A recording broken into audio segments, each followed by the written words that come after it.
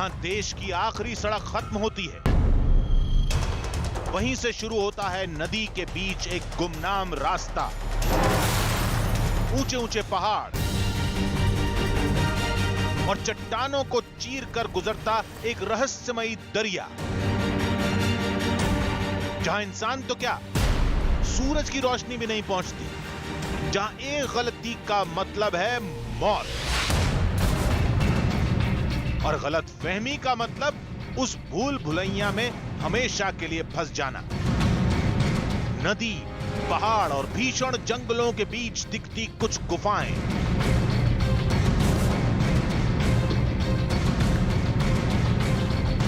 और उन गुफाओं से गुजरता एक दैवीय रास्ता, जिसका जिक्र स्कंद पुराण में हुआ, शिव पुराण में हुआ,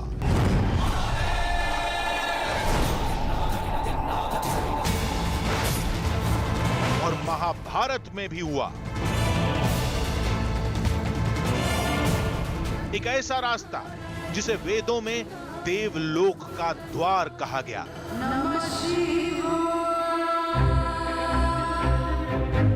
जिसे पुराणों में देवताओं के पृथ्वीलोक में आने का मार्ग बताया गया। क्या आज भी उन गुफाओं तक पहुंचा जा सकता है? क्या उन रास्तों पर जाया जा सकता है? टीवी इतिहास में पहली बार आप देखेंगे एक ऐसा सफर जो पहले कभी पूरा नहीं हुआ, एक ऐसा मिशन जो दुनिया के इकलौते देव द्वार को पहली बार सामने लाने वाला है।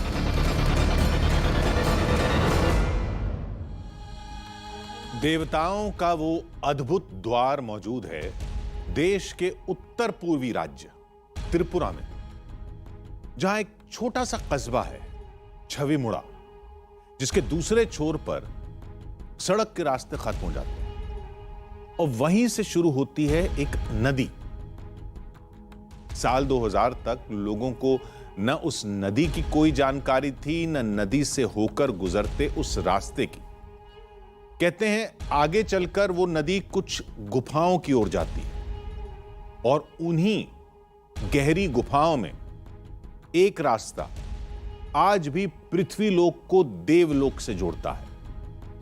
पुराणों में कई बार देवताओं के मृत्युलोक में आने के लिए उस रहस्यमय रास्ते का जिक्र मिलता है। बेहद मुश्किल और खतरनाक मिशन को अंजाम देते हुए हमारी टीम उन रास्तों में दाखिल हुई।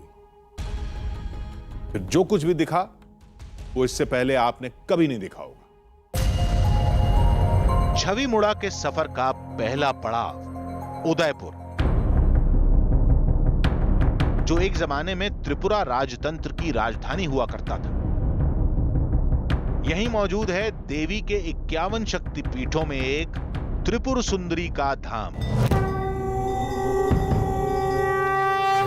जिनके नाम पर इस राज्य को त्रिपुरा कहा गया। इलाके के लोग इसे माता बाड़ी भी कहते हैं। माता बाड़ी यानी माता का घर। माता बाड़ी यानी त्रिपुरा सुंदरी का मंदिर। मान्यता है कि ये देश के 51 शक्तिपीठों में से एक है, और यहाँ पर सती का पांव गिरा था जब भगवान शिव उनके शरीर को लेकर तांडव कर रहे थे।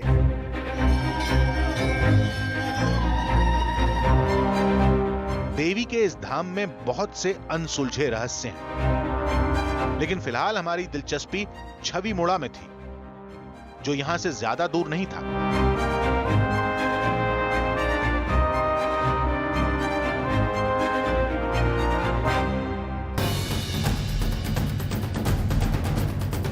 छविमुड़ा के उस खतरनाक मिशन पर निकलने से पहले हमने इलाके के एसडीएम से बात की। जो नेचुरल ब्यूटी है, ग्रीनरी जो है, वो इतना खूबसूरत नज़ारा है, वो देखने लायक है। देखते हो कि अमेज़न जंगल जिस तरह देखने लायक है, उसी तरह देखने लायक है त्रिपुरा में।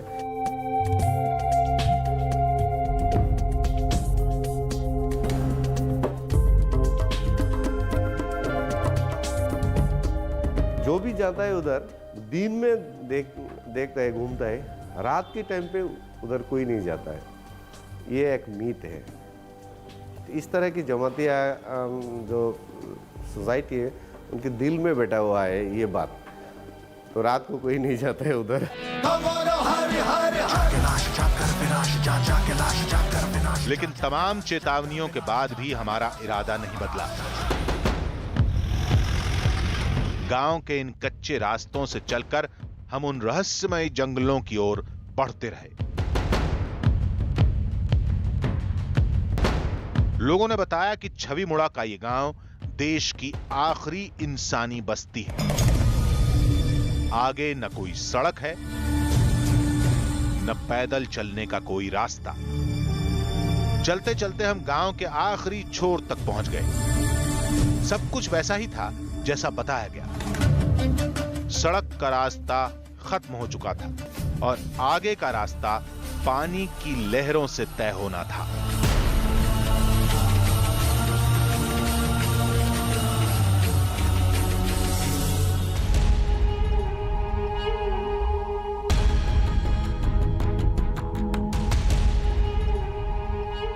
आधी हकीकत आधा फसाना। क्या वाकई धरती में कोई ऐसा रास्ता है जो देवलोक को धरती लोक से जोड़ता है? अगर है तो क्या वाकई वहां तक जाया जा सकता है? आखिर उस गुफा के दूसरे छोर पर क्या दिखाई देता है? ऐसे तमाम सवालों के साथ हमारी टीम निकल पड़ी। आगे का रास्ता नदी की लहरों से होकर गुजरता है, घने जंगलों में भटकना पड़ता है, जहरीले जानवरों से लड़ना पड़ता है और फिर एक ऐसी रहस्यमयी जगह दिखाई देती है जहां आज तक कोई इंसान नहीं पहुंच सका। पानी की लहरों पर यह सफर शुरू हुआ।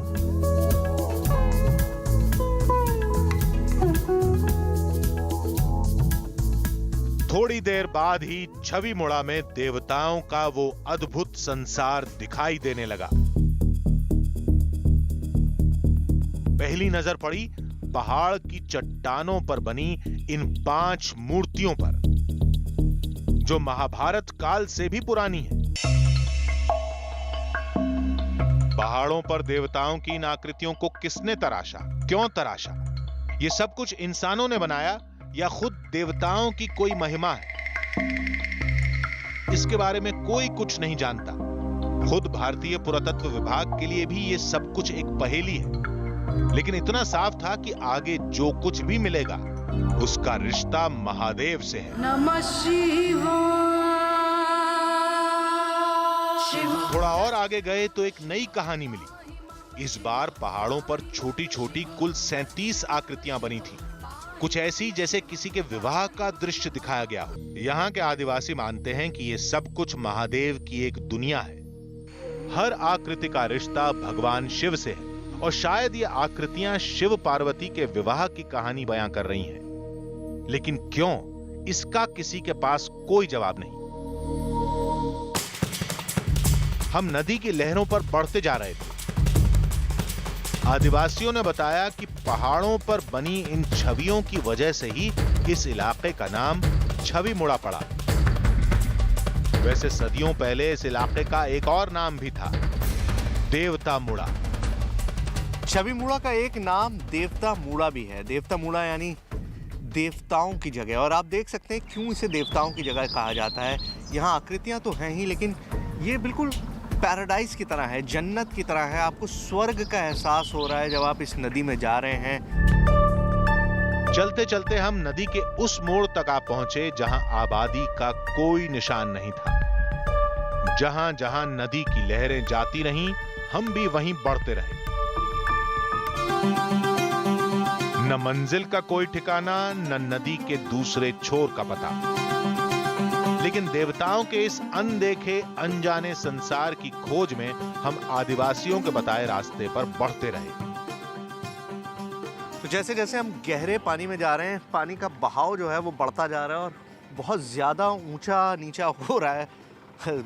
सेफ्टी हमने पहन रखी है, जैकेट्स, लाइफ जैकेट्स, लेकिन फिर भी डर तो लगता ही है। लेकिन कोशिश यही है कि उस जगह तक पहुंच सकें जहां तक कोई नहीं पहुंच पाया, कोई कैमरा नहीं पहुंच पाया, और आपको वो रहस्यमयी जगह दिखाएं। हिंदुस्तान की सबसे रहस्यमयी जगह जिसके बारे में ये नहीं पता कि आखिर वो आई कहाँ से, आखिर उसको बनाया किसने। ये नदी का वो रास्ता है जहां टीवी कैमरा तो दूर, कुछ गिने चुने लोगों के सिवाय आज तक कोई इंसान नहीं पहुंचा।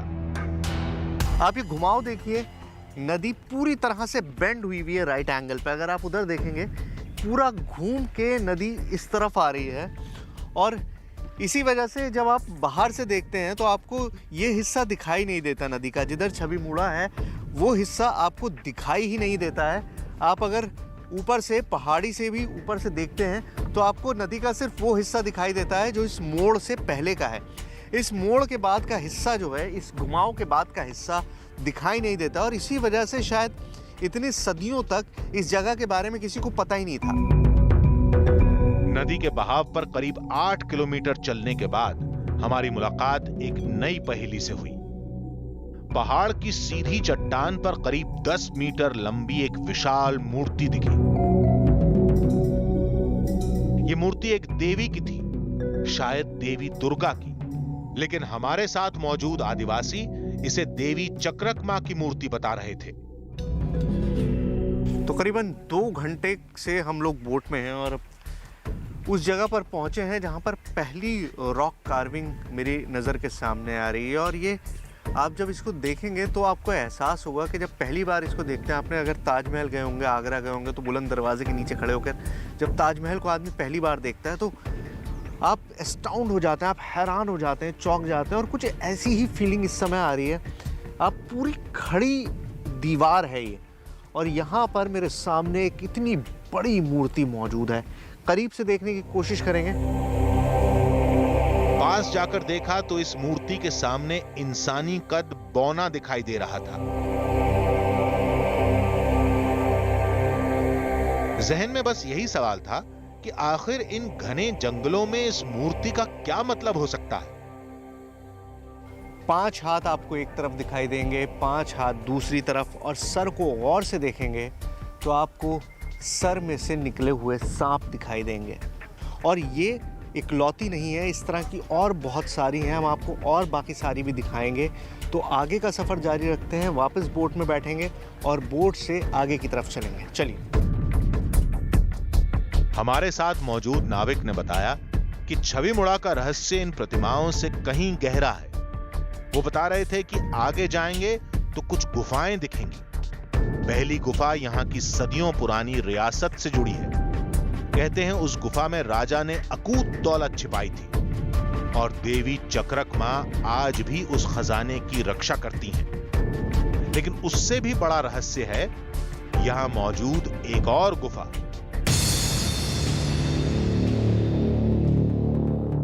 जिसे आदिवासी देवताओं की गुफा कहते हैं। और माना जाता है कि उसी गुफा को पुराणों में देवलोक का द्वार कहा गया, यानी ऐसा रास्ता जो धरती लोक को देवलोक से जोड़ता है। नाविक ने बताया कि उन्होंने कुछ वक्त पहले ही उस गुफा को देखा है, लेकिन वहां तक जाना आसान नहीं है। जंगली जानवरों का खतरा है, जानलेवा दलदल है, लेकिन कोशिश की जाए तो आज भी उन गुफाओं के अंदर जाया जा सकता है। मिशन शुरू होता उससे पहले ही नदी का अगला मोड़ चुनौती बनकर सामने था। नदी में आगे जाने का रास्ता बंद था। कभी कभी इंसान को अपनी बात कहने समझने के लिए भाषा की ज़रूरत नहीं पड़ती। हमारे जो नाविक हैं वो कोकबोरक भाषा, यहाँ पर ट्राइबल लैंग्वेज है, वो बोली जाती है। मुझे हिंदी, अंग्रेज़ी, उर्दू के अलावा और कोई भाषा नहीं आती, लेकिन इन्होंने हमें काम करते हुए देखा। इन्होंने देखा कि हम यहाँ की जो छवियाँ हैं, जो मूर्तियाँ हैं, उनको रिकॉर्ड करने की कोशिश कर रहे हैं। इन्होंने हमको बताया कि यहाँ एक गुफ़ा है जिसमें और छोटी छोटी मूर्तियाँ बनी हुई हैं। उस गुफ़ा के बारे में कोई नहीं जानता, ये क्योंकि इस नदी में आते जाते रहते हैं इसलिए इनको पता है। वो गुफ़ा है, उस गुफ़ा के अंदर हमको जाना है, लेकिन नदी अब यहाँ से आगे बंद है। अगर आप देखेंगे तो इसमें सारी तरफ से पौधे टूट के गिरे हुए हैं, जिसकी वजह से अब आगे आप बोट के सहारे नहीं जा सकते। तो अब हमको जाना है पैदल। यहाँ से हम लोग उतरेंगे और पैदल उस गुफा की तरफ जाने की कोशिश करेंगे। और मैं आपको बताऊं, ये सिर्फ और सिर्फ इसलिए पॉसिबल हो पा रहा है क्योंकि ये आदमी हमारी मदद कर रहे हैं। ये चाहते हैं कि जो इनकी ये विरासत है वो लोगों के सामने आए। तो आइए मिलकर देखते हैं, तलाशते हैं कि आखिर उस गुफा में क्या है। नाव की सवारी छोड़कर हम पैदल ही निकल पड़े। ये जगह कितनी नम है इस बात का अंदाज़ा आपको यहाँ के पेड़ पौधों से हो गया होगा, लेकिन ये देखिए पहाड़ में से पानी रिस रहा है, ऊज आउट कर रहा है, जिसकी वजह से पूरी नदी बनी है। और दूसरी ये ज़मीन जो है ये पूरी इस तरह से दब रही है, इसीलिए मैंने जूते उतार दिए हैं अपने, क्योंकि एक कदम भी जूतों से मैं नहीं चल पा रहा था। नंगे पैर मुझको यहाँ पर चलना पड़ रहा है और अभी रास्ता जो है वो और ज़्यादा मुश्किल होता जा रहा है। बिल्कुल दलदली खाई जैसा यहाँ पर है और बहुत आगे जाना है उस गुफा के लिए हमको। उधर ही हम जाने की कोशिश कर रहे हैं। आइए।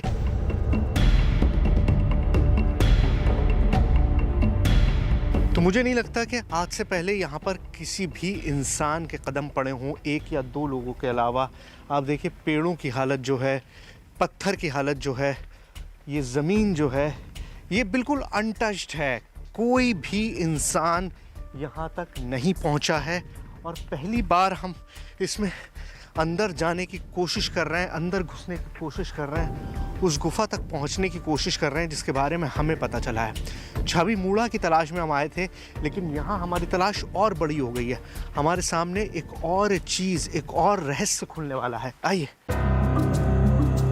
हवा में एक अजीब सी खामोशी थी, जिसमें थोड़ा सुकून भी था और थोड़ा डर भी, क्योंकि आगे क्या होगा इसका हमें भी कोई अंदाजा नहीं था।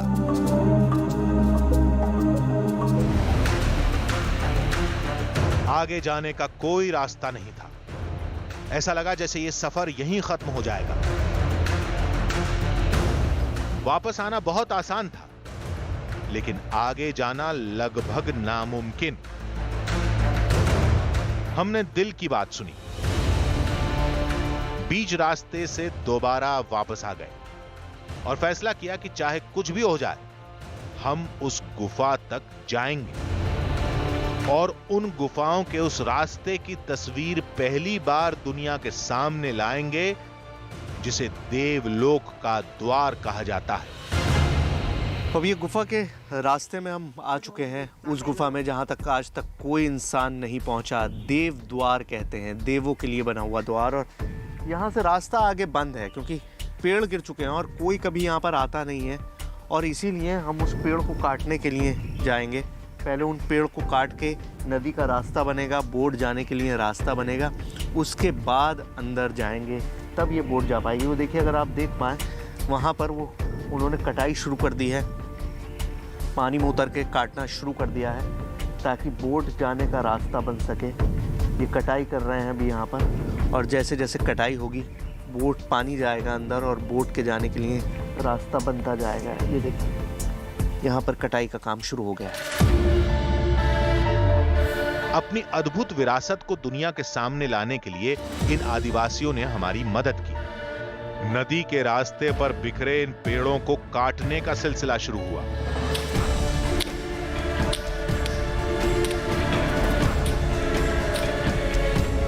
घंटों तक मशक्कत जारी रही। तमाम जहरीले जानवरों से सामना भी हुआ, लेकिन हौसला कायम रहा। तो ये नदी का वो हिस्सा है जहाँ पर कोई भी नहीं आता, कोई नहीं आया है। पूरा रास्ता हमने साफ किया, जो बांस, जो सारा ज़मीन ढह के नीचे आ गई थी और उसने रास्ता बंद कर दिया था इस तरफ आने का। नदी का मेन रास्ता नहीं है ये, नदी तो उधर से जाती है नदी। इधर एक धारा कट रही है, उस धारा को हम साफ करके और अब हम उस गुफा की तरफ बढ़ रहे हैं। वो गुफा जिसे देव द्वार कहते हैं, यानी देवों का द्वार। आगे क्या होगा? क्या देवलोक के उस द्वार तक पहुंचा जा सकता है?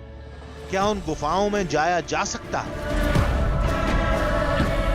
पुराणों की कथाओं से जुड़ी कुछ हैरत अंगेज तस्वीरें।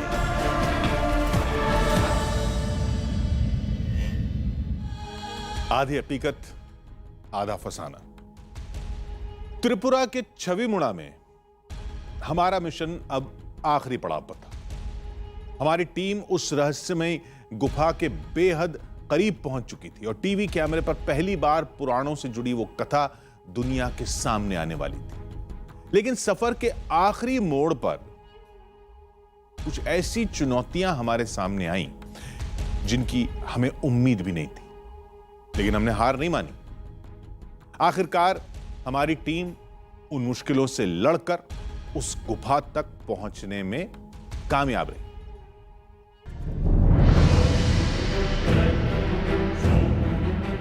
नदी के अनजाने रास्तों पर 40 किलोमीटर का सफर, इंसानों की नजर से दूर, जंगलों की एक भूल भुलैया, टीवी इतिहास का सबसे बड़ा मिशन और पुराणों में लिखे देवलोक के द्वार तक पहुंचने की पहली कोशिश।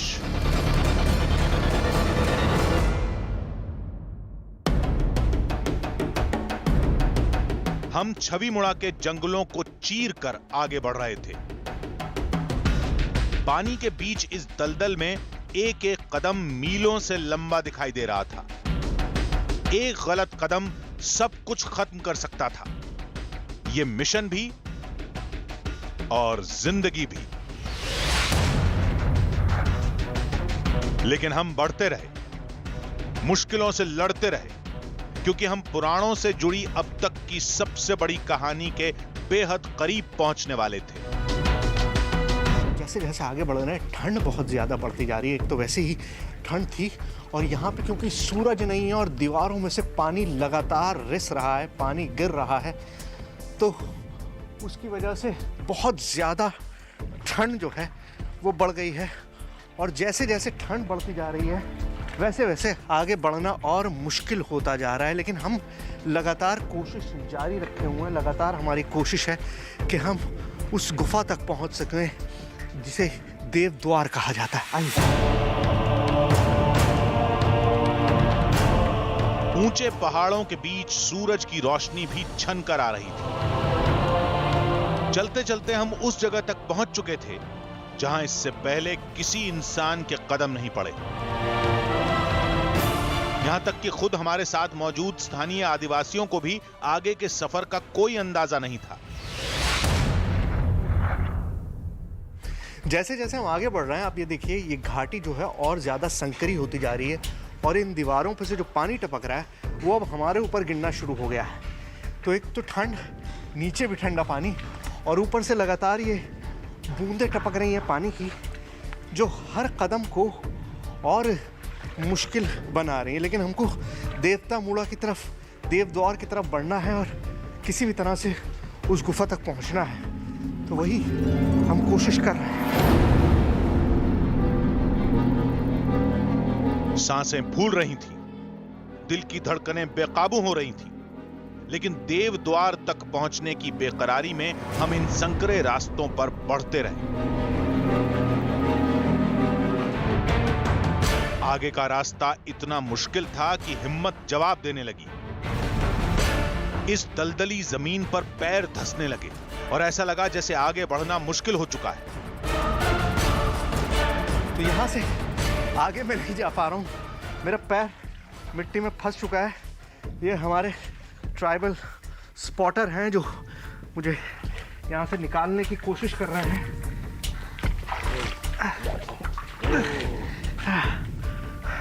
और ये इन्हीं लोगों के बस की बात है, जहाँ पर हमें एक कदम रखना भी मुश्किल हो रहा है, वहाँ पर चलना और दूसरों को चलाना, आप समझिए कितना मुश्किल काम है। और इसीलिए शायद यहाँ पर कोई पहुँच नहीं पाता है। इसीलिए इस, छोड़ दीजिए हाथ, ठीक है, चला जाऊँगा। इस पूरे रीजन में कोई भी पहुँच नहीं पाता है। जैसे मैंने आपको बताया कि छवि मुड़ा के बारे में सन 2000 तक किसी को पता भी नहीं था। उसके बाद छवि मुड़ा लोगों के सामने आई, लोगों को पता चला कि यहाँ पर इस तरह की एक गुफा है जिसमें जाया जा सकता है, इस तरह की मूर्तियाँ हैं। तो वही कोशिश हम कर रहे हैं उस गुफा तक पहुँचने की।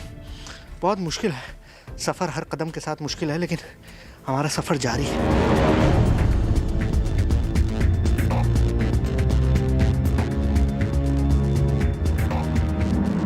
चलते चलते हम पहाड़ों के बीच एक अजीब से गलियारे तक आ पहुंचे। ऐसा लगा जैसे यह वाकई कोई रास्ता हो जिसे किसी इंसान ने नहीं बल्कि खुद कुदरत ने तराशा हो। आदिवासियों ने बताया कि पुराणों में जिस देव द्वार का जिक्र हुआ है उसकी शुरुआत यहीं से होती है। तो ये है देव द्वार यानी देवों का रास्ता। और मैं आपको दिखाऊं तो यहाँ पर जो आकृतियाँ बनी हुई है, ट्राइबल लोग मानते हैं कि ये पहले मूर्तियाँ हुआ करती थी, यहाँ देवता वास किया करते थे। यहाँ पर जो अलग अलग फॉर्म्स बने हुए हैं, जो अलग अलग मूर्तियाँ बनी हुई हैं, मैं अगर इसको डिस्क्राइब करूँ तो ये एक चेहरे जैसा लग रहा है। अगर आप इसको गौर से देखेंगे तो ये चेहरे जैसा दिखेगा। यहाँ नाक है, इधर 2 आँखें हैं और ये पूरा शरीर है। और इस तरह की एक नहीं है, यहाँ पूरी जगह सैकड़ों इस तरह की मूर्तियों का फॉर्म्स बने हुए हैं। इस तरह के शेप यहाँ पर मौजूद हैं जो अपने आप में एक करिश्मा है, एक अजूबा है। लेकिन जैसा कि आदिवासी, जैसे कि यहाँ पे ट्राइबल लोग जो हैं, जामतिया लोग जो हैं, वो मानते हैं कि यहाँ पर पहले एक रास्ता हुआ करता था जहाँ से देवलोक जाया जाता था। ये वो देव द्वार है, देवताओं का रास्ता है, ये वो दरवाज़ा है जिसके सहारे देवता अपने लोक में जाया करते थे, देवलोक में जाया करते थे और वापस पृथ्वी लोक पर आया करते थे। यहां बहुत से रास्ते दिखाई दिए, बहुत सी छोटी छोटी गुफाएं एक दूसरे से उलझी हुई थी और उन्हीं के बीच हमें वो गुफा भी दिखाई दी जिसके बारे में दावा होता है कि यही रास्ता देवलोक को पृथ्वीलोक से जोड़ता है। हमने इस गुफा में जाने की कोशिश भी की, लेकिन जैसे ही आगे बढ़े एक तेज झरना फूट पड़ा और हमारे लिए आगे का रास्ता बंद हो गया। मैं आपको बताऊं, हमने कहा था कि हम इस गुफा में जाएंगे, हम इसी इरादे से यहाँ पर आए थे, लेकिन आप पानी की आवाज़ सुनिए। वहाँ से एक झरना फूट पड़ा है, पानी की बहुत तेज़ धार ऊपर से नीचे की तरफ गिर रही है और इससे आगे जाना अपनी जान को जोखिम में डालने जैसा है। वैसे भी मैं आर्कियोलॉजिस्ट नहीं हूँ, मेरे साथ जो टीम है उनके पास वो इक्विपमेंट्स नहीं है कि हम दीवार खोद सकें, अंदर जाकर देख सकें, तो ये शायद हमारा काम है भी नहीं। लेकिन फिर भी हम कोशिश कर रहे थे कि हम अंदर जाके देखें जो बात सदियों से कही जा रही है, क्या वो सच है, क्या उसमें झूठ कितना है, उसमें हकीकत कितनी है, फसाना कितना है। लेकिन हम इससे आगे नहीं जा सकते। वो पानी की तेज़ धारा, अगर आप आवाज़ सुने, मैं चुप होता हूँ और आप पानी की आवाज़ सुनिए। इतनी तेज पानी की आवाज आ रही है, पानी की बहुत तेज धारा, ऊपर पहाड़, आप पहाड़ देखिए कितने ऊंचे हैं, उन ऊंचे पहाड़ से तेज पानी की धारा नीचे आ रही है। और हमारे साथ जो हमारे स्पॉटर हैं, हमारे गाइड हैं, वो हमसे बार बार कह रहे हैं कि हमको ये जगह छोड़ देनी चाहिए क्योंकि यहाँ ज़मीन धसक सकती है, कभी भी पानी का बहाव इतना तेज हो सकता है। ये सब जो आप देख रहे हैं रास्ता पानी ने ही काटा हुआ है, तो ऐसे में बहुत देर यहाँ पर रुकना अब सेफ नहीं है। हम यहाँ से निकल रहे हैं। हम उस गुफा में दाखिल तो नहीं हो पाए, लेकिन पुराणों से जुड़ी सबसे बड़ी कहानी के गवाह जरूर बने। तो क्या वाकई इस गुफा से होकर कोई रास्ता गुजरता है और वाकई ये रास्ता पृथ्वीलोक को देवलोक से जोड़ता है? क्या वाकई इसी रास्ते को देवलोक का द्वार कहा जाता है?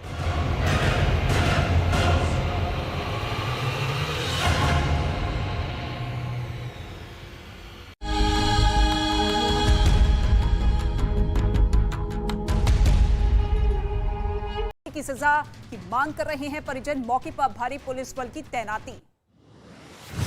कानपुर हादसे में घायल लोगों से अस्पताल मिलने पहुंचे सीएम योगी आदित्यनाथ, कहा मृतकों के परिजनों के प्रति संवेदनाएं, प्रशासन को मदद के निर्देश दिए। कानपुर में तालाब में पलटी थी श्रद्धालुओं को ले जा रही एक ट्रैक्टर ट्रॉली, हादसे में 26 लोगों की मौत। कानपुर हादसे पर पीएम मोदी ने दुख जताया, मृतक के परिजनों को 2-2 लाख की सहायता राशि का ऐलान किया, घायलों को 50,000 रुपए दिए जाएंगे। बिहार में एक और मंत्री, कृषि मंत्री सुधाकर सिंह का मंत्रिमंडल से इस्तीफा, इससे पहले कानून मंत्री ने भी छोड़ा था मंत्रिमंडल। हिमाचल प्रदेश दौरे पर बीजेपी के अध्यक्ष जेपी नड्डा, बीजेपी कार्यालय का लोकार्पण किया, कन्या पूजन कर कन्याओं को खुद खाना परोसा। आदित्य ठाकरे के गढ़ में शिंदे गुट की बड़ी सेंध, दशहरा रैली से पहले मुंबई के वर्ली के 3 से 4 हजार कार्यकर्ता शिंदे गुट में शामिल। सिद्धू मूसेवाला हत्या में शामिल गैंगस्टर टीनू मानसा पुलिस हिरासत से फरार, मानसा पुलिस कपूरथला जेल से रिमांड पर लाई थी। जम्मू कश्मीर के शोपियां में आतंकवादियों के साथ सुरक्षा बलों की मुठभेड़, एक आतंकी ढेर, एक आतंकी के छिपे होने की आशंका। जम्मू कश्मीर के बांदीपोरा में सुरक्षा बलों को मिली बड़ी कामयाबी, तलाशी अभियान में 7 AK-47 मैगजीन और चीन में बने हथियार बरामद किए गए। उधमपुर ब्लास्ट केस में हुई पहली गिरफ्तारी, रामनगर इलाके से एक शख्स को गिरफ्तार किया गया। शख्स पर लश्कर-ए-तैयबा के कमांडर अबू खुबैब के इशारे पर काम करने का आरोप।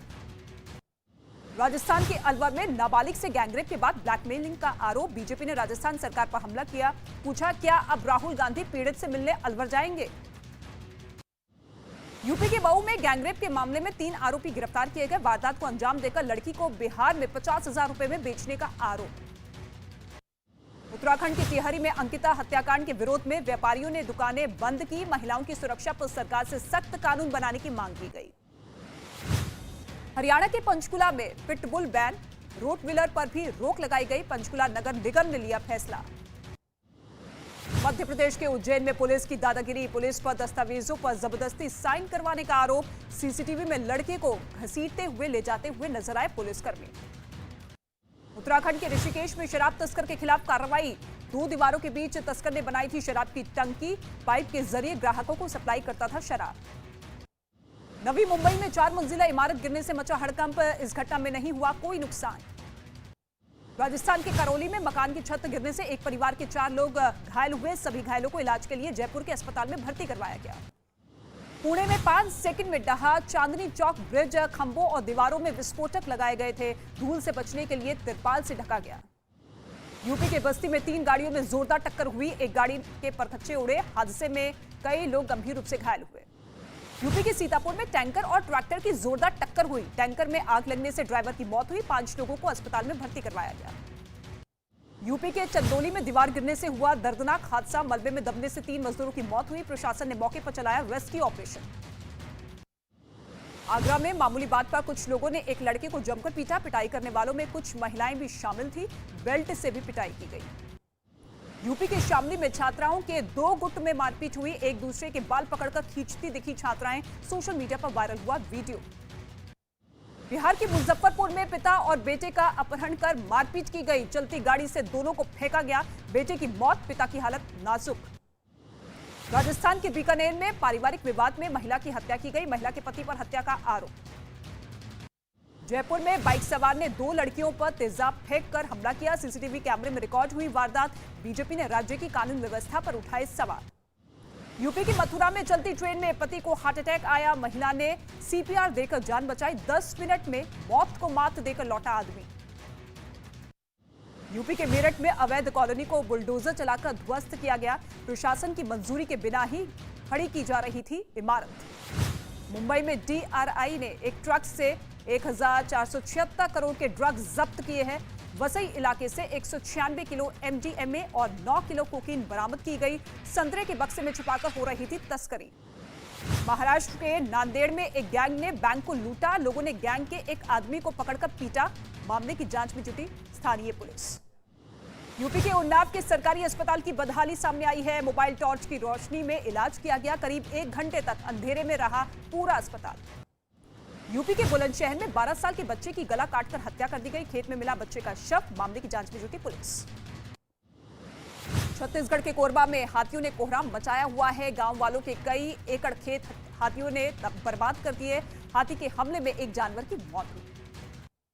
छत्तीसगढ़ के कोरबा में एम्बुलेंस के स्टाफ ने मानवता की मिसाल पेश की। कच्चे रास्ते में एम्बुलेंस न पहुंचने पर मरीज को स्ट्रेचर पर लेकर 2 किलोमीटर तक का सफर तय किया। राजस्थान के चूरू में निजी बस से 8 साल के बच्चे को रेस्क्यू किया गया। मोबाइल फोन इस्तेमाल करने से मना करने पर बच्चे ने छोड़ा था घर। चाइल्ड रेस्क्यू टीम परिवार का पता लगाने में जुटी है।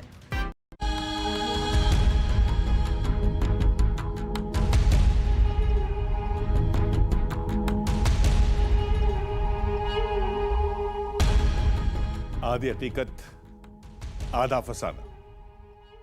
पुराणों से जुड़ी सबसे बड़ी कहानी की खोज में हमारी टीम त्रिपुरा के पहाड़ों पर भटक रही थी।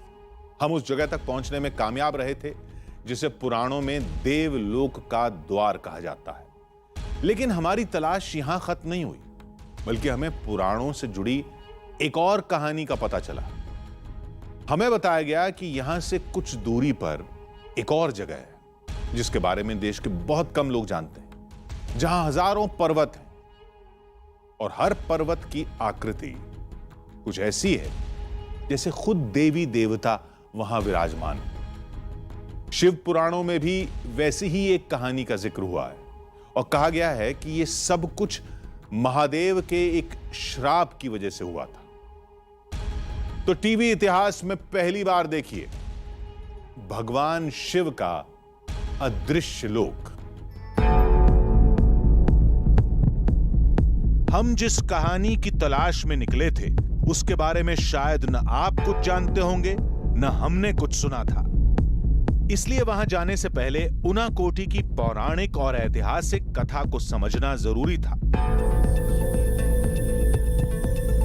हमने अगरतला में कुछ ऐसे लोगों से मुलाकात की जो उनाकोटी के बारे में बहुत कुछ जानते थे, जिन्होंने बताया कि उनाकोटी की कहानी को समझना है तो स्थानीय भाषा में उनाकोटी का मतलब भी समझना होगा। उनकोटी का मतलब ये है 1 लेस देन 1 करोड़। उनकोटी मतलब ये है 1 कम 1 करोड़। कोटि यानी करोड़ और उना यानी 1 कम, मतलब 1 करोड़ में 1 कम। उनाकोटी के बारे में हमें बहुत सी कहानियां बताई गई, जिनमें एक कहानी हूबहू शिव पुराण की एक कथा से मेल खाती है, जिसके मुताबिक महादेव शिव 1 करोड़ देवी देवताओं को लेकर काशी के लिए रवाना हुए थे और त्रिपुरा के इन्हीं जंगलों में महादेव ने आराम के लिए पहला डेरा जमाया था। कथा के मुताबिक महादेव ने देवताओं को निर्देश दिया कि अगले सूर्योदय से पहले सफर दोबारा शुरू करेंगे। अगली सुबह भगवान शिव सफर के लिए तैयार थे, लेकिन बाकी देवता अब भी आराम कर रहे थे। कथा के मुताबिक शिव नाराज हुए और उन्होंने सभी देवी देवताओं को एक भयानक श्राप दे दिया। All with the god and goddess वहाँ या रात को ठहर गए। तो सुबह को उनको जाना था, तो बहुत सुबह हुआ तो हमारे शिवा चल दिए। बहुत सुबह को वो चल दिए। हमारे जो देवताओं थे इतना सुबह वो उठ नहीं सके शिवा, तो that is why they became rocked here. ऐसा चलता है कि जो उठ नहीं पाए वो ऐसा ही सोए रहे यहाँ, वो ऐसा ही पत्थर में समा गए यहाँ। हैरानी कथा पर नहीं, हैरानी थी कथा से जुड़ी जगह के आज भी मौजूद होने पर, और यही हैरानी इस सफर की दिलचस्पी को बढ़ा रही थी। उनाकोटी के उस शिव संसार का पहला पड़ाव है कैलाश शहर। नाम से ही साफ था कि आगे महादेव की कोई दुनिया हमारा इंतजार कर रही है। लोगों ने बताया कि हम जिस रास्ते पर चल रहे हैं, पौराणिक काल में यही रास्ता पर्वतों से होता हुआ कैलाश मानसरोवर तक जाता था। ऐसा मुमकिन भी है क्योंकि हिमालय की चोटियां यहां से बेहद करीब है। करीब 3 घंटे के सफर के बाद हम उनाकोटी के शिव संसार तक पहुंच गए। अंदर आए तो जैसे आंखों पर यकीन नहीं हुआ। जितनी सोची थी उससे कहीं ज्यादा हैरानी हुई। एक विशाल काय पर्वत हमारे सामने खड़ा था, जिसकी चट्टान पर किसी देवता की मूरत बनी थी। बड़ी बड़ी आंखें, कानों में कुंडल और लंबी चौड़ी जटाएं। उनाकोटी की इस घाटी में कदम रखते ही जो चीज़ सबसे पहले आपको दिखाई देती है वो है ये विशाल चेहरा। इस चेहरे को गौर से देखिए, आपको अंदाज़ा हो जाएगा कि ये चेहरा किसका है। माथे की तरफ ध्यान दीजिए, आपको त्रिनेत्र दिखाई देंगे, 3 आंखें, और उन 3 आंखों के ऊपर पहाड़ों में बनी हुई जटाएं, बाल, और उन जटाओं के बीच में एक आधा चंद्रमा भी मौजूद है। और ये इस बात को साबित करता है कि ये चेहरा किसी और का नहीं है, ये चेहरा है भगवान शिव का। अब आप इसका कद देखिए, इसकी हाइट देखिए। मैं यहाँ पर खड़ा हूँ और आपको अंदाज़ा हो जाएगा कि इसकी हाइट में और मेरी हाइट में कितना फ़र्क है, और शायद ही आपने इस तरह का कुछ भी कभी भी देखा हो। इसकी जटाओं को देखिए, पहाड़ में किस तरह से ये जटाएं तैयार की गई हैं। और इन जटाओं के अंदर ख़ास बात यह है कि मैटेड हेयर है। जिस तरह से योगियों के बाल होते हैं उस तरह के बाल बने हुए हैं। माथे पर तीसरा नेत्र शिव का साफ दिखाई दे रहा है। ये कुंडल का साइज़ देखिए, किसी बड़े व्हील जैसा, किसी बड़े पहिए जैसा है। मैं अगर अपने दोनों हाथ भी इसको चौड़ा के दिखाऊं तब भी उससे कहीं ज़्यादा शायद इसकी चौड़ाई है। दिल ये मानने को तैयार नहीं था कि ये सब कुछ कुदरत का करिश्मा है, और दिमाग ये कबूल करने पर राजी नहीं था कि कोई इंसान करीब 1 करोड़ पर्वतों पर ऐसी ही कारीगरी कर सकता है, वो भी आज से हजारों साल पहले। तो जो कुछ अभी तक आपने देखा है वो देखकर अगर आप सोच रहे हो कि ऊनाकोटी में सिर्फ यही सबूत मौजूद हैं, तो ऐसा नहीं है। इस पूरे इलाके में शिव के, दूसरे देवताओं के और बहुत सारी ऐसी चीज़ों के सबूत, ऐसे जीते जागते प्रमाण मौजूद हैं जो आपको हैरत में डाल देंगे। ऐसी ही कुछ जगहों को, ऐसी ही कुछ चीज़ों को हमने भी जाकर समझने की कोशिश की। आगे बहुत कुछ बाकी था, बहुत दूर जाना था, कुछ ऐसे इलाकों में भी जहां आज तक कोई टीवी कैमरा नहीं पहुंचा। आधी हकीकत आधा फसाना। आज हम आपके सामने लाए हैं पुराणों से जुड़ी अब तक की सबसे बड़ी कहानी। महादेव शिव का एक ऐसा संसार जिसे देखकर आप भी अचंभे में पड़ जाएंगे। ऊनाकोटी में अब तक आपने जो भी देखा वो सिर्फ एक शुरुआत थी। जैसे जैसे हमारी टीम इन जंगलों में दाखिल होती रही, पुराणों से जुड़ी तमाम कहानियों से हमारा सामना भी होता गया। हमें बताया गया कि इन्हीं जंगलों में महादेव का स्वयंभू रूप भी मौजूद है, ऐसा रूप जो दुनिया में कहीं नहीं मिलता। तो चलिए शुरू करते हैं शिव के इस अदृश्य लोक में आगे का अनदेखा, अनजाना सफर।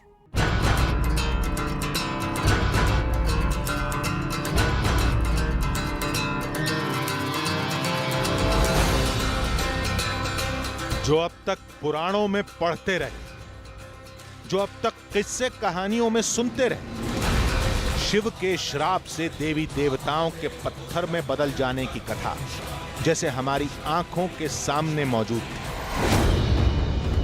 बहुत कुछ देखना था, बहुत कुछ तलाशना था, इसलिए हमने आगे का सफर शुरू किया। हम हैरान थे कि यहां शिव की एक नहीं कई मूर्तियां हैं, लेकिन गौर से देखा तो पता चला कि हर मूर्ति महादेव का अलग रूप है।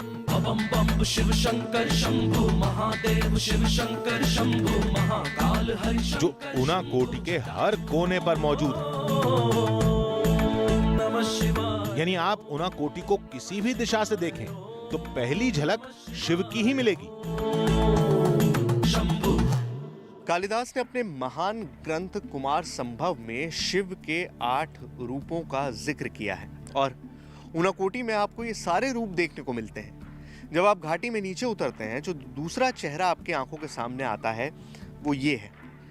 आप देख सकते हैं इसकी बनावट से साफ हो जाएगा, इसके माथे पर जो तीसरा नेत्र बना हुआ है उससे आपको अंदाज़ा लग जाएगा कि ये चेहरा किसका है।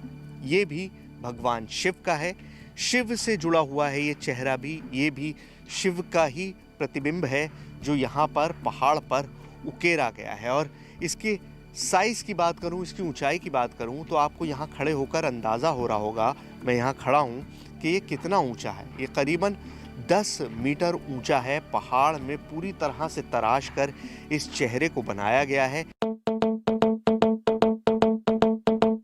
ये सब कुछ हमारे लिए किसी अजूबे से कम नहीं था। वेदों और पुराणों में जितने भी किरदारों का जिक्र हुआ है वो सब हमारी आंखों के सामने थे। ऊनाकोटी के इस शिव संसार को पहली बार टीवी कैमरे पर कैद करने की बेकरारी में हम आगे बढ़ते रहे।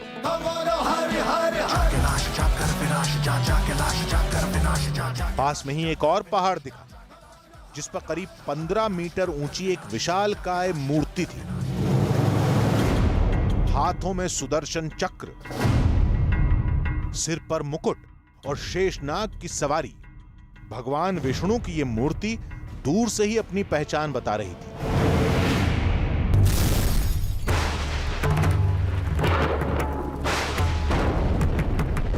लोग मानते हैं कि शिव के श्राप के बाद भगवान विष्णु भी पत्थर रूप में हमेशा के लिए उनाकोटी में विराजमान है।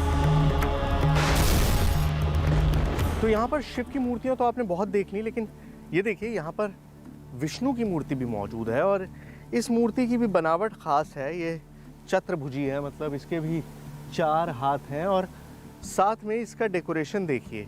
गले में पहना हुआ हार देखिए, कानों में पहने हुए कुंडल देखिए। उनाकोटी में मौजूद मूर्तियां किसने बनाई, क्यों बनाई, कब बनाई, इन सवालों पर यहां कई कहानियां और भी सुनाई जाती हैं। लोग मानते हैं कि युगों पहले यहां एक कारीगर रहा करता था, कालू कुमार। माना जाता है कि उस कारीगर की कला से देवी पार्वती बहुत खुश हुई। उन्होंने उस कारीगर से वरदान मांगने को कहा। कारीगर बोला कि वो शिव और पार्वती के साथ कैलाश जाना चाहता है। ऐसा वरदान मुमकिन नहीं था, इसलिए शिव पार्वती ने उस कारीगर के सामने एक शर्त रखी कि अगर वो एक रात में 1 करोड़ देवी देवताओं की मूर्ति बना दे तो कैलाश चल सकता है। कारीगर ने पूरी रात मेहनत की और पहाड़ों को तराशना शुरू कर दिया, लेकिन सुबह गिनती हुई तो 1 करोड़ से 1 मूर्ति कम निकली। यानी एक मत यह भी है कि उनाकोटी में मौजूद ये मूर्तियां उसी कारीगर की रचनाएं हैं। वैसे सच तो यह है कि खुद भारतीय पुरातत्व विभाग भी आज तक उनाकोटी के रहस्य नहीं समझ पाया। कुछ जानकार मानते हैं कि ये मूर्तियां 5वीं शताब्दी के आसपास की हैं, तो कुछ मानते हैं कि ये सब कुछ 5,500 साल पुराना है, यानी महाभारत काल से भी पहले का। कहानी पेचीदा थी, सोचा इस पहेली को बाद में सुलझाएंगे। पहले उनाकोटी की हर तस्वीर को कैमरे में कैद किया जाए। इन पहाड़ों के बीच हम जितना आगे बढ़ते रहे, रहस्य और भी गहरा होता रहा। पुराणों की कुछ सच्ची निशानियों की तलाश में हम यहां के सबसे ऊंचे पहाड़ तक पहुंचे तो कहानी एकदम अलग नजर आई। यहां देवी देवताओं के बजाय कुछ अप्सराओं की मूर्तियां दिखी। उनाकोटी में सिर्फ देवी देवता ही मौजूद नहीं है, उसके अलावा भी और बहुत सारी चीज़ें हैं। जैसे अभी हम जब घाटी के इस सबसे ऊंचे पॉइंट पर आए, और मैं आपको बताऊं ये सबसे ऊंचा पॉइंट इसलिए नहीं है कि ये सबसे ऊंचा था, बहुत सारा पहाड़ नीचे गिर चुका है उस अर्थक्वेक में, ज़लज़ले में। तो ये सबसे ऊंचा पॉइंट है इस वक्त। और यहाँ पर आप मेरे पीछे जो 2 फिगर देख रहे हैं, अगर आप गौर से देखेंगे तो आपको अंदाज़ा हो जाएगा कि ये दोनों फिगर्स महिलाओं के हैं और ये डांसिंग पोस्चर्स हैं। अगर आपको दिखाऊं, पहला वाला जो फिगर है वो आपको नज़र आएगा कि बैठा हुआ है, ऐसे बैठा हुआ है जैसे कोई डांस में बैठता है। और यहाँ पर जो एक पीछे है ये खड़ा हुआ है, लेकिन उसके भी हाथ और मुद्रा अगर आप देखेंगे तो वो डांसिंग मुद्रा है। इस तरह का पोज है जैसे किसी ने कोई डांसिंग पोज लिया हो, कोई नाचने की तैयारी कर रहा हो। इतना ही नहीं, शिव पार्वती की शादी से जुड़ी कुछ और कहानियां भी यहाँ की चट्टानों पर सजी हैं। मेरे पीछे जो आपको मूर्ति दिखाई दे रही है वो कामदेव की है और आप देख सकते हैं कि उनके धनुष में 5 बाण लगे हुए हैं। ये बाण क्या है, ये पूरी कहानी क्या है, ये मैं आपको बताऊं। कहानी है भगवान शिव और पार्वती की शादी की। ये देवता चाहते थे कि भगवान शिव और पार्वती की शादी हो, क्योंकि उनकी संतान ही देवताओं को राक्षस से बचा सकती थी, और इसीलिए उन्होंने इस काम पर लगाया कामदेव को। उनाकोटी के इस हिस्से में जो देखना था हम देख चुके थे। यहां से जुड़ी अलग अलग कहानियों को भी समझ चुके थे। अब बारी थी उनाकोटी के जंगलों में दाखिल होने की, उन इलाकों तक जाने की जो आज तक दुनिया की नजर से दूर है। आधी हकीकत आधा फसान। उनाकोटी में दावा होता है कि यहां के घने जंगलों के बीच महादेव का एक स्वयंभू रूप मौजूद है, यानी एक चतुर्मुखी शिवलिंग। यह शिवलिंग कितना पुराना है इसका सटीक अंदाजा भारतीय पुरातत्व विभाग को भी नहीं है। लोगों का दावा है कि उस शिवलिंग के आसपास हर रोज एक रहस्यमय साधु को देखा जाता है। लोग कहते हैं कि वो साधु शेर पर सवार होकर आता है और शिव की आराधना के बाद जंगलों में कहीं गायब हो जाता है। इसलिए हमारी टीम उनाकोटी के घने जंगलों की ओर निकल पड़ी। शिव का एक स्वयंभू रूप और सदियों से जारी शिव की एक रहस्यमय आराधना। अब बारी थी शिव के उस स्वयंभू रूप को देखने की, जिसकी तलाश में हम इन वीरान रास्तों पर निकल पड़े। करीब 2 किलोमीटर के पैदल सफर के बाद शायद हमारी मंजिल सामने मौजूद थी। काफी देर तक हम इस आकृति को समझने की कोशिश करते रहे। फिर समझ में आया कि इस शिला पर 4 चेहरे बने हुए हैं और इसका आकार भी शिवलिंग जैसा ही है। शिवलिंग पर सिंदूर लगाया गया है, यानी कुछ लोग आज भी इसकी आराधना के लिए आते हैं। उनाकोटी की इस घाटी में ये अपनी तरह का इकलौता शिवलिंग है। आप देख सकते हैं कि 4 मुख है, ये चतुर्मुखी शिवलिंग है और इस पूरी घाटी के बीचों बीच ये शिवलिंग मौजूद है। अगर आप इधर देखेंगे तो चारों तरफ इसके इतना घना जंगल है जहाँ पर सूरज की रोशनी भी नीचे नहीं आती। आप देखिए इस वक्त दोपहर का टाइम है, चारों तरफ सूरज है और यहाँ पर आपको लगेगा जैसे झुरमुटा है, अंधेरा है, क्योंकि जंगल इतना घना है, इतने पेड़ पौधे हैं कि यहाँ पर सूरज की रोशनी भी नीचे नहीं आती। और उसके बीचों बीच ये चतुर्मुखी शिवलिंग मौजूद है, जिसकी आराधना यहाँ आने वाले योगी करते हैं। जंगल में थोड़ा और भटके तो यहां भी मूर्तियों का अनोखा मेला दिखाई दिया। उनाकोटी में हर एक कदम आपके लिए एक नई डिस्कवरी की वजह बनता है। हम इस जंगल में बहुत गहरे आए तो ये 2 मूर्तियां हमारे सामने हैं। अब मैं आपको एक ख़ास बात बताऊं, यहाँ पर जितनी भी बाकी और मूर्तियां हैं वो सब पहाड़ से तराश कर बनाई गई हैं, लेकिन ये मूर्तियां एक अलग पत्थर में यहाँ रख दी गई हैं। 2 मूर्तियां हैं, कुमार और सुंदरा की। लेकिन इस तरह की हज़ारों लाखों मूर्तियां इस पूरे इलाके में, इस पूरी घाटी में, इस पूरे जंगल में मौजूद थीं, जिनमें से ज़्यादातर अब गायब हो चुकी हैं। कुछ को एएसआई ने उठाकर अपने म्यूजियम्स में सजा लिया है।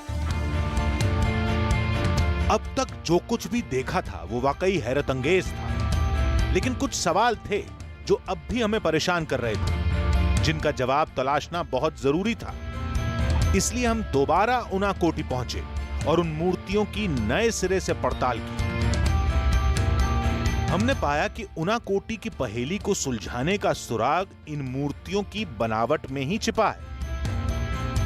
अगर आप इस नाक को ध्यान से देखेंगे, क्योंकि बहुत बड़ा चेहरा है तो शायद अंदाज़ा लगाना थोड़ा मुश्किल हो जाता है, लेकिन अगर आप इस नाक को देखेंगे तो ये नाक मोंगोलाइड फीचर्स की है। मतलब जो इस इलाके में लोग रहते हैं वो मोंगोलाइड हैं, थोड़ी सी चपटी नाक वाले हैं, और यही इन फीचर्स में भी दिखाई देता है। जैसा आपने साउथ इंडिया के मंदिरों में अगर देखी होंगी शिव की मूर्तियां, अगर आप अजंता एलोरा गए होंगे तो आपने देखा होगा कि वहाँ पे जो मूर्तियां हैं वो बहुत पॉइंटेड नोज़ वाली हैं, लेकिन यहाँ पर वो नाक की बनावट में काफ़ी फ़र्क है। मतलब ये कि यहाँ मौजूद इन मूर्तियों के चेहरे यहाँ के स्थानीय लोगों के नयन नक्श से मेल खाते हैं। इन मूर्तियों में जिस तरह के आभूषण दिखाए गए हैं वो यहाँ की आदिवासी परंपरा से जुड़े हैं। अब सवाल ये कि अगर ये सब कुछ भगवान के चमत्कार से जुड़ा है तो फिर मूर्तियों की शक्ल सूरत में किसी एक प्रजाति का प्रभाव क्यों दिखा? इस रहस्य को थोड़ा और सुलझाने के लिए हमने दुनिया भर में मिली ऐसी ही कारीगरी की पड़ताल शुरू की। भारत में अजंता की गुफाएं भी ऐसा ही अजूबा हैं। जानकार मानते हैं कि इनका निर्माण 460 से 480 ईस्वी के बीच हुआ। चीन में लिशान जायंट बुद्धा की मूर्ति को देखिए। अनुमान लगाया गया कि यह मूर्ति 8वीं सदी में बनी और इसके निर्माण में 90 साल का वक्त लगा होगा। ऐसे में कुछ जानकारों को इस कथा पर भी संदेह है कि उनाकोटी की इन मूर्तियों को कालू कुमार नाम के किसी कारीगर ने सिर्फ एक रात में बना दिया था। कई जानकारों का अनुमान है कि उनाकोटी की ये मूर्तियां 8वीं शताब्दी में यहां के राजाओं ने बनवाई थी।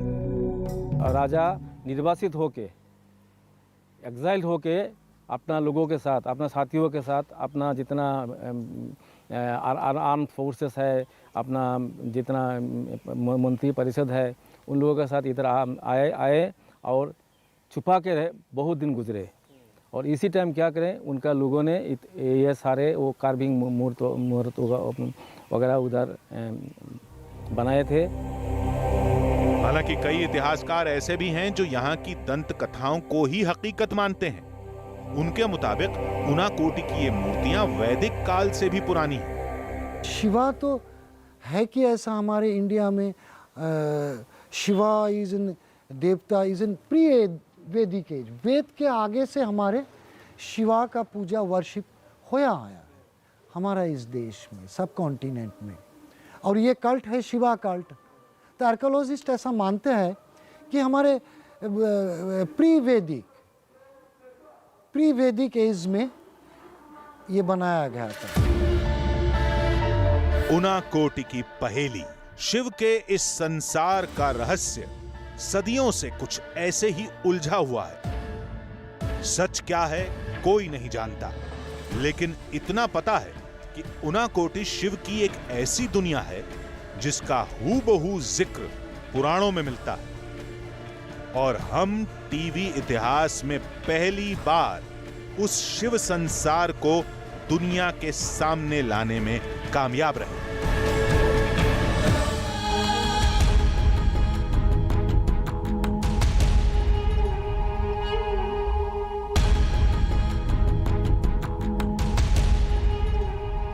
उनाकोटी का ये शिव संसार वाकई एक रहस्य है। इन मूर्तियों को किसने बनाया, कब बनाया, इसकी जानकारी आज तक किसी को नहीं है। शायद इसीलिए उनाकोटी की कहानी सदियों से आधी हकीकत और आधा फसाना बनकर मौजूद है। हमारी कोशिश बस इतनी थी कि यह कहानी देश के सामने आए, आप सभी शिव के उस अद्भुत संसार को देख पाएं। तो अगले हफ्ते फिर मिलेंगे एक नई कहानी के साथ, जिसमें थोड़ा सच होगा, थोड़ा बहाना, आधी हकीकत, आधा फसाना।